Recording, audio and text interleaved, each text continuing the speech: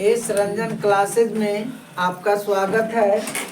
और हम मैथ का एक्सरसाइज आज लेकर के आए हैं आप लोग के सामने हल करने के लिए। चूँकि 2 वीडियो हम डाल चुके हैं जिसमें कॉन्सेप्ट था, आज आपका सॉल्यूशन है। तो सॉल्यूशन हम लोग देखते हैं। एक्सरसाइज 8.1 में क्या है।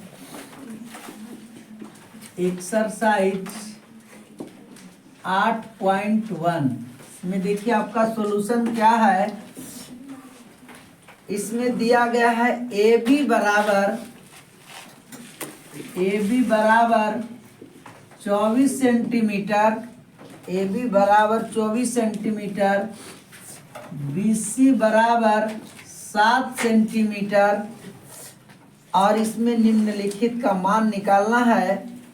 देखिए एक फिगर बनाते हैं इसमें यह भी कहा गया है कि कोण बी समकोण है, कोण बी समकोण है।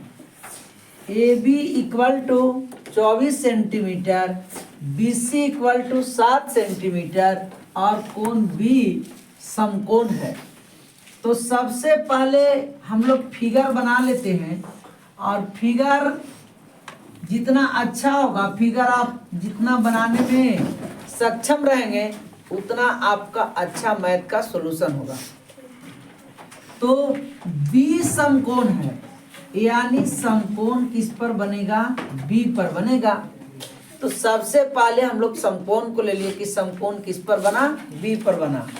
इसके बाद आप ए और बी को कहीं भी लिख सकते हैं, इसमें आपको कोई परेशानी नहीं है। यहाँ ए लिख दीजिए और यहाँ सी लिख दीजिए और बी आपका समकोण हो गया। ये आपका सिलेक्ट जगह है। समकोण जब भी बनती है तो यहीं पर बनती है। समकोण के सामने वाली भुजा कर्ण होता है।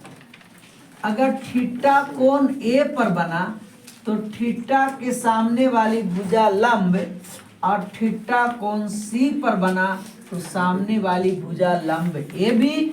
थीटा कोण ए पर बना तो सामने वाली भुजा लंब बी सी। तो चलिए हम लोग देखते हैं मान किसका किसका दिया गया है।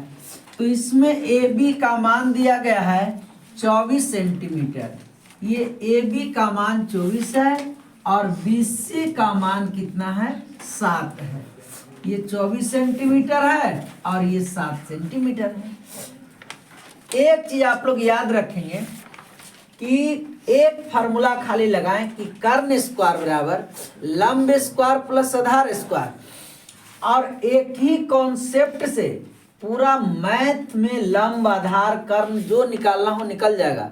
लंब का फार्मूला याद करने की जरूरत नहीं है, आधार का फार्मूला याद करने की जरूरत नहीं है, आप एकदम आसानी से निकाल सकते हैं।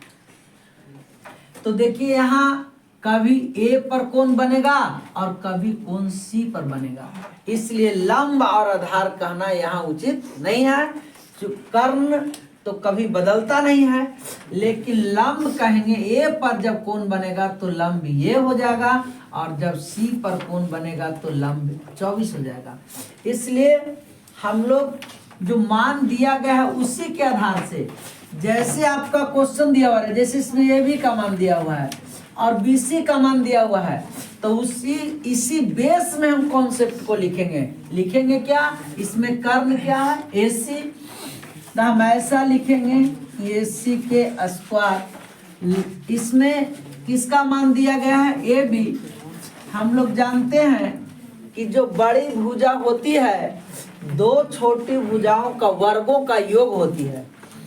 तो 2 छोटी भुजा, एक भुजा ए बी है और एक भुजा बी सी है।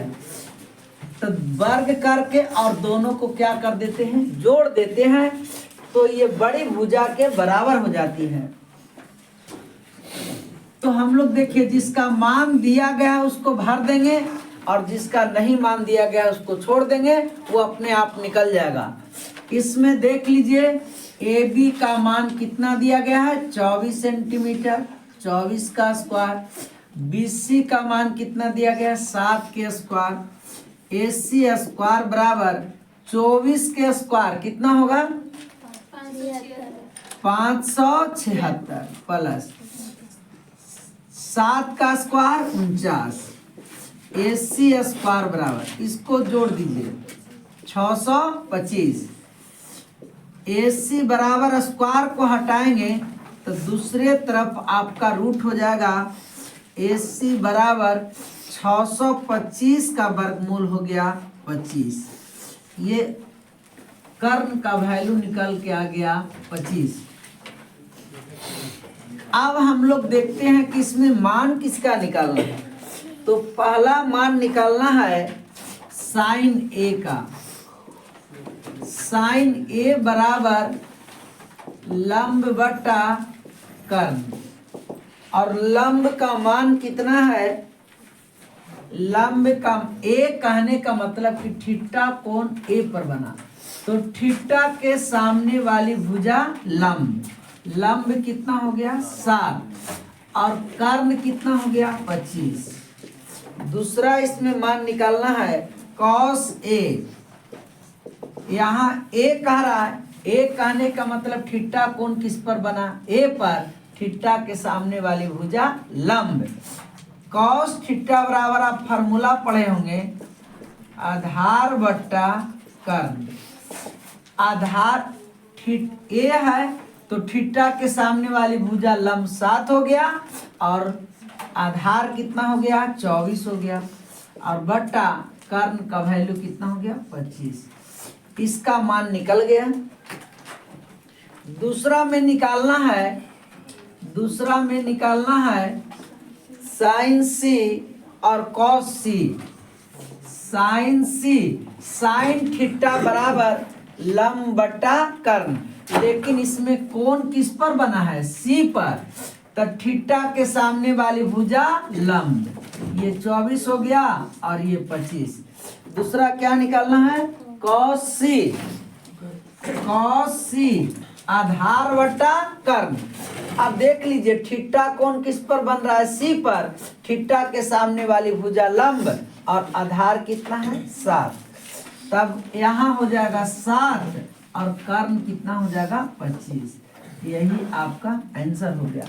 एक बार इसको आप लोग नोट कर लीजिए।